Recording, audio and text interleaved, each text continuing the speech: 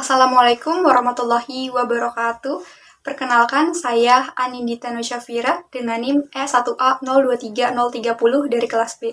Jadi, pada kesempatan kali ini, saya akan memaparkan pokok bahasan presentasi mengenai implementasi absen pajak kendaraan bermotor dan implikasinya terhadap pendapatan daerah di Kabupaten Karawang.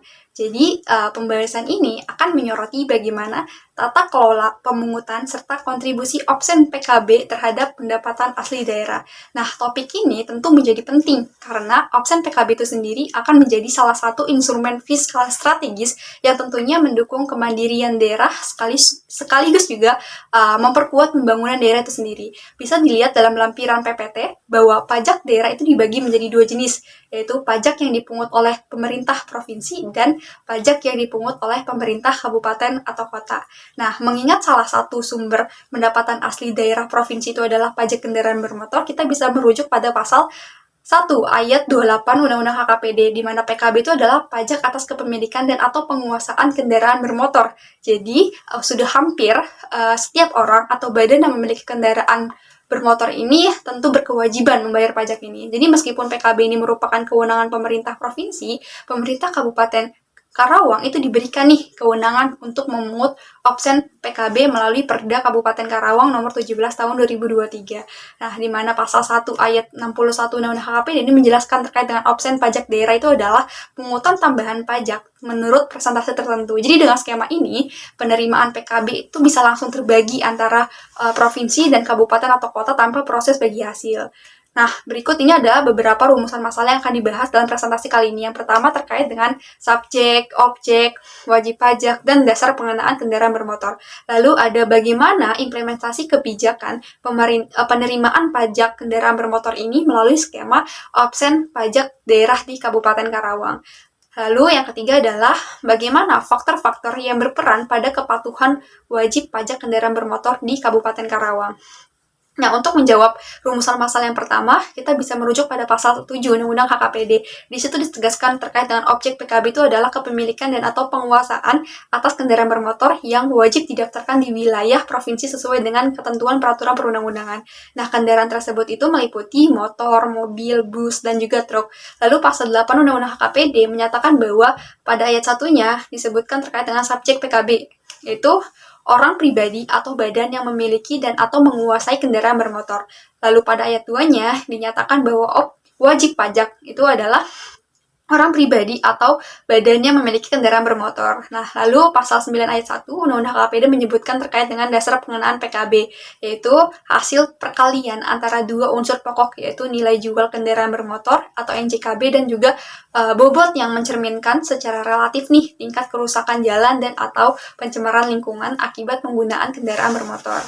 Untuk menjawab rumusan masalah yang kedua, kita bisa melihat dalam Undang-Undang Nomor 28 Tahun 2009 tentang PDRT yang sebelumnya, di mana pemungutan PKB itu kan merupakan kewenangan pemerintah provinsi yang dibagi hasilkan kepada pemerintah kabupaten atau kota, yang tentunya didasari atas pengaturan dana bagi hasil PKB. Tetapi setelah diberlakukannya Undang-Undang HKPD yang sekarang, peraturan DBH dana bagi hasil PKB itu dihapuskan. Jadi penghapusan ini didasarkan karena adanya pengaturan mengenai absen PKB sebagai jenis pengenaan pajak baru yang tentunya menjadi kewenangan pemerintah kabupaten atau kota dengan menambah pungutan terhadap suatu objek pajak yang sudah ada. Nah, hal ini tuh ditegaskan dalam pasal 10 Peraturan Daerah Provinsi Jawa Barat nomor 9 tahun 2023 tentang PDRD, yang mana pada ayat satunya itu menyebutkan bahwa penerimaan PKB itu tidak dibagi hasilkan kepada pemerintah daerah kabupaten atau kota.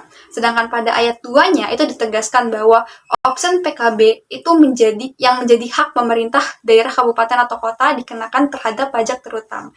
Nah, jadi absen yang dikenakan pada pajak terutang yang dimaksud dalam Undang-Undang HKPD itu akan masuk ke kas pemerintah kota dan kabupaten. Sementara pungutan PKB itu akan masuk ke pemerintah provinsi. Nah, meskipun komponen objek pajaknya bertambah, tapi jumlah pajak yang dibayarkan pemilik kendaraan itu sebenarnya nggak jauh berbeda gitu.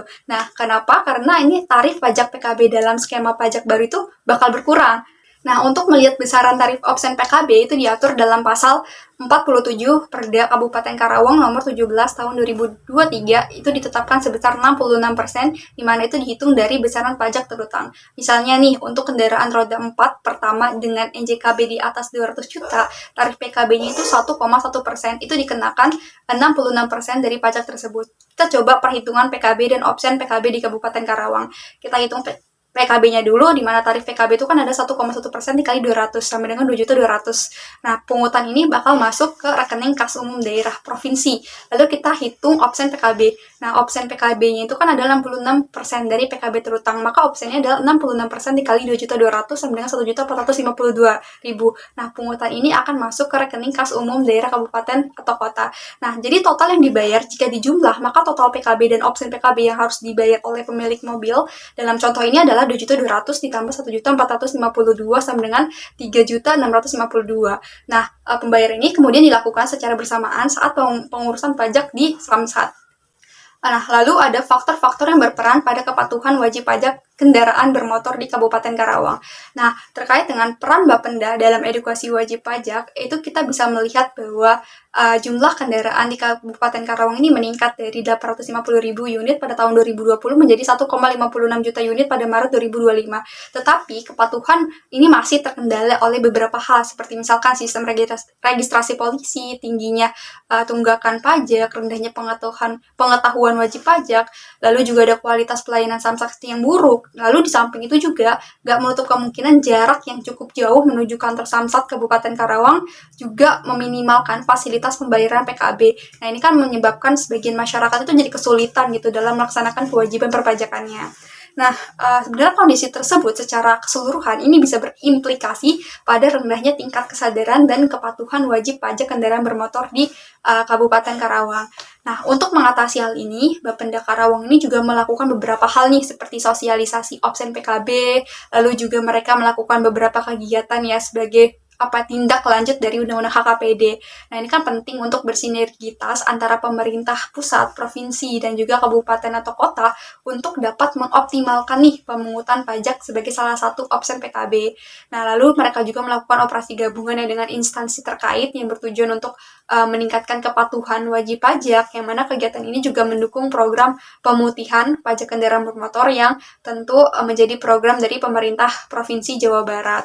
Nah, lalu kita melihat terkait dengan kontribusi terhadap pendapatan asli seperti apa. Nah, dengan adanya program pemutihan PKB, ini kan kita bisa lihat membebaskan sanksi administratif bagi tunggakan pajak.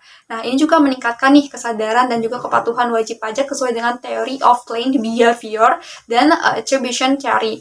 Jadi dalam hal ini tuh program pemutihan kan pasti memiliki keterkaitan dengan faktor normative belief, yang mana program pemutihan PKB ini menyebabkan wajib pajak kendaraan bermotor ini mempunyai sudut pandang pemahaman yang baik, yang mana ini membawa pengaruh pada kepatuhan wajib pajak kendaraan bermotor. Kita bisa lihat juga bahwa respon masyarakat setempat positif gitu. Jadi dalam 1 bulan program pemutihan sejak Maret 2025 itu berhasil menghimpun 12,8 miliar dari 39.000 sekian kendaraan. Nah, program ini tentu menjadi mendorong lonjakan kunjungan ke Samsat Karawang dari yang 1.500 sampai 2.000 menjadi 3.500 sampai 4.000 orang per hari. Nah, ini kan menandakan peningkatan kepatuhan dan kontribusi pendapatan asli daerah dari sektor PKB. Nah, hal ini menunjukkan meningkatnya kepatuhan dan juga kontribusi, di mana banyak wajib pajak memanfaatkan kesempatan ini untuk melunasi tunggakan pajak mereka yang sebelumnya. Nah, simpulannya adalah implementasi absen PKB di Kabupaten Karawang ini bisa juga dibilang cukup efektif untuk mendorong PAD dengan sebagian pungutan PKB ini masuk langsung ya ke kas kabupaten atau kota. Nah, kepatuhan wajib pajak meningkat ini melalui karena upaya yang sudah dilakukan, edukasi regulasinya jelas, dan juga insentif pemutihan. Jadi kebersamaan ini juga didukung oleh sinergi pemerintah Samsat dan juga partisipasi masyarakat, dan juga adanya kemudahan layanan digital yang memaksimalkan kualitas pelayanan publik. Nah, terkait dengan sarannya, saya berharap pemerintah daerah kabupaten ini bisa memperkuat lagi nih mekanisme pemungutan dan pengawasan absen PKB, juga bisa mengoptimalkan absen pajaknya, regulasi, dan juga program pemutihan, serta bisa menjaga sinergi juga antara pemerintah provinsi, kabupaten atau kota Samsat dan masyarakat untuk bisa memaksimalkan PED itu sendiri. Tuh, jadi demikian paparan yang dapat saya sampaikan. Semoga penjelasan ini bisa memberikan gambaran jelas mengenai peran Opsen PKB dalam meningkatkan pendapatan asli daerah dan juga kepatuhan wajib pajak. Terima kasih atas perhatiannya. Wassalamualaikum warahmatullahi wabarakatuh.